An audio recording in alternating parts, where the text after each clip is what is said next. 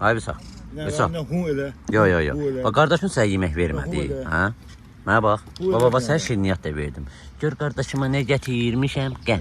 Ha, qəndi də yeyirsən ha. Mənim qardaşımsan. Ya onu vermə. Çayını iç. Çay ötdən. Misal. Allah ötdən qardaşım.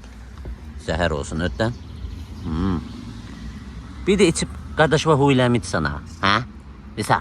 Huyləmid sen kardeşime. Hı? Hu elə ona. Yo yo eləməz ha. Mənim qardaşım da. Çay içib də hu eləcək. Yo eləməz. Söyüşlə yo. İçən. Nəsə yeyəndə danışan şey deyirlər. Vüsal. Eləmə də elə. Ha. Bəli. İçsin. Mən döyə bilərsiniz mənim qardaşım olan yerdə.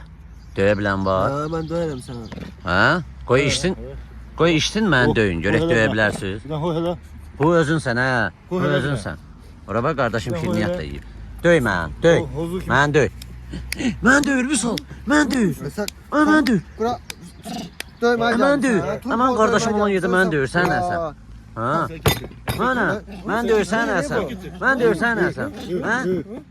Ha, sən Hadi. Döy onu. Hadi. Qorxu da bu. Vüsal mənim qardaşım da. Vüsal mənim. Ha Doğuşan özünsən ha. Doğuşan özünsən ha. Doğuşan özünsən ha. Meymun da özünsən. Doğuşan da özünsən, meymun da özünsən ha. Nə deyirsən ha mən? Meymun deyir ya bu. Hə, ağıllı ola. Fiksiz. Meymun deyirsən nəsən şu an? Meymun balası. Meymun balası. Yaxşı qaqa, yaxşı, baş qoşma, baş qoşma. Baş qoşma, meymuna oxşayır. Meymun sənsən ha.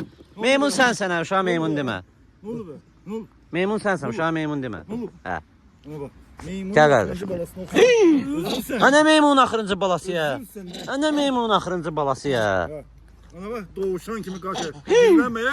Gizlenme kimin nasıl? Orada burada gizlenme ha. Yaxşı. Gizlenme orada.